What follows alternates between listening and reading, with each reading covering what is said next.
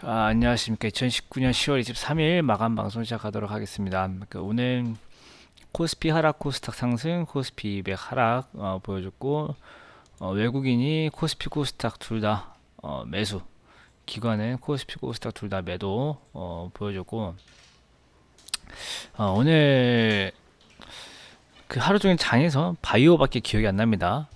그 오늘 그 아침에 그러니까 저희가 아침에 일어나서 출근하는 시간대 한참 속보가 떴죠. 김정은 위원장이 금강산 관련된 발언을 했죠. 자세한 내용은 뭐 뉴스 보셔서 다 아시겠지만은 안 그래도 아슬아슬했던 정말 아슬아슬했던 대북 관련주의 설상가상으로 악재를 덮어줬고 겹쳐줬고 이제 2017년에서 2018년 때를 기억을 해보면 그 제약바이오 관련 종목들이 코스닥 지수를 막 끌고 올라갈 때 이제 막 어느 정도 올라가고 나서 작년 4월 27일이었나 그때 판문점 회담을 하고 4월 30일부터 시작된 대북 관련주 급등 시기가 이제 나왔던 그림이 있는데 이제 그 뒤로 어땠냐면은 대북 관련주랑 제약바이오주랑 서로 줄다리기를 하는 때였어요. 그때 흐름이 이제 하루 이틀을 두고 대북이랑 바이오가 서로 야 오늘은 날 갈래 야 그래 오늘은 너 가라 하면서 서로 이렇게 왔다 갔다 하는 상반된 움직임을 좀 보여줬고 정말 간혹가다 두 개 다 움직이는 경우가 있었지만은 진짜로 그런 날은 거의 없이 대북이 가면 바이오가 빠지고 바이오가 가면 대북이 빠지고 이런 식으로 움직였던 때가 있었어요.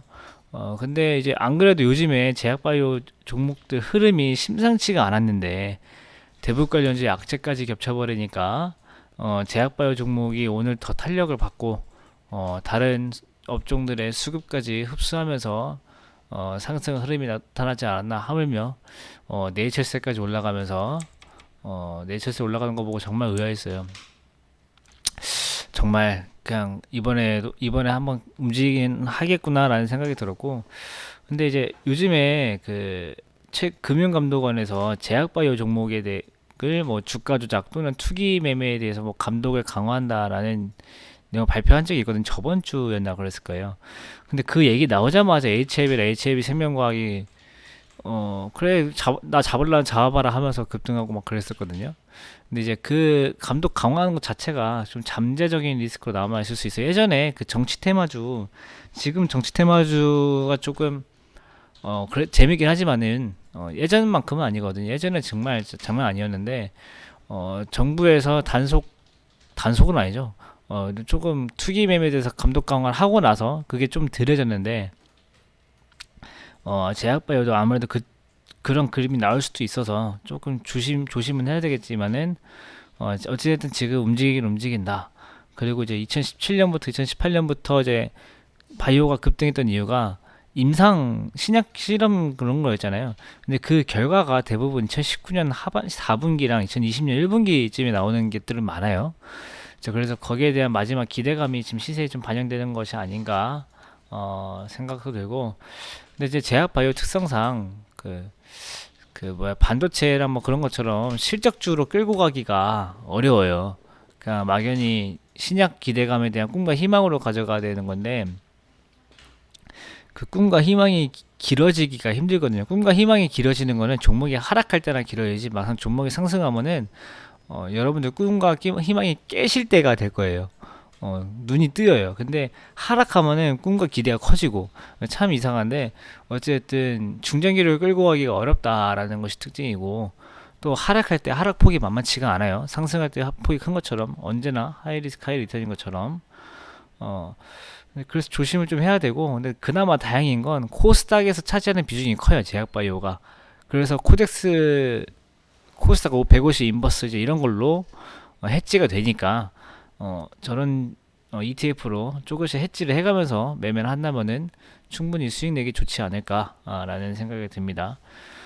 그리고 오늘 베이시스가 좀 줄었는데 외국인이 현물을 매수하고 선물을 매도를 했어요.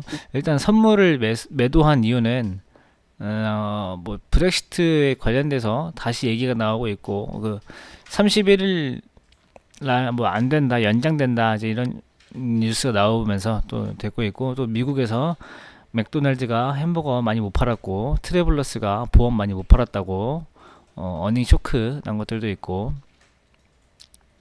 이런 것들이 좀 달러 인덱스를 반등을 시키면서 환율이 올랐던 게 좀 아시아 시장 전반적으로, 우리나라뿐만 아니에요. 아시아 시장 전반적으로 빠졌어요. 선물 쪽에서 자금이. 가지고 그런 것들 때문에 좀 빠지지 않았나. 근데 그런 것 치고 좀 많이 빠지긴 했어요. 최근에 산 게 많아서 그런지 좀 많이 빠지긴 했고. 근데 이제 또 현물은 또 들어왔거든요. 또 현물은 왜 이렇게 많이 들어왔냐? 보면 오늘 또 삼성전자 또 엄청나게 샀어요. 100만 주 넘게 샀고. 그러니까 어찌됐든 지금 외국인들은 불확실성에 대응을 하면서 어차어차 대응을 하면서 삼성전자는 사겠다, 이 뜻인데, 그러니까 외국인들이 삼성전자를 산다는 것은 아무래도 우리나라 반도체 업황에 대한 평가가 녹아 있을 수밖에 없어요. 반도체 업황, 그러니까 아무리 SK 하이닉스가 빠져도 삼성전자가 버티면 그 반도체 업황이 문제가 아니에요. 하이닉스의 문제지. 그렇기 때문에 삼성전자가 안 빠진다라는 것은 반도체 업황이 좀 기대가 된다라는 거고, 그럼 대기업 위주의 경제 성장이 좋은 건지 안 좋은 건지는 여러 논란이 있지만, 어찌됐든 삼성전자를 필두로 반도체 업황이 좀 개선이 된다고 하면은 좀 낙수 효과로 우리나라 반도체 산업 전체적으로 좀 성장이 되고, 그런 면이 좀 좋게 반영이 되면 나중엔 좋은 거니까. 어쨌든 이렇게 우리나라 반도체 산업이 성장을 하면은 원화가치 절상에 아주 큰 도움이 됩니다. 비중이 워낙 커서 반도체가. 이제 그런 면들까지, 이건 조금 미래의 작은 부분을 내다본 거지만은 그런 면까지 확장이 된다는 거. 어쨌든 외국인은 세계 그 시황에 대응은 하면서 삼성전자를 사겠다는 포지션 보고 넘어가면 좋을 것 같습니다. 오늘 테마라고 할 것도 없어요. 그냥 제약바이오만 놀랐고, 오늘 방금 LG 디스플레이 실적 발표 나왔는데 3분기 연속 적자라고 하죠. 내일 3분기 GDP 나옵니다. 내일 GDP가 또 원화가치 변동을 많이 할 거기 때문에 내일도 좀 중요하게 보면 좋을 것 같습니다. 오늘도 바이오 종목만 눈을 씻고 보느라고 고생 많으셨고, 내일 뵙도록 하겠습니다.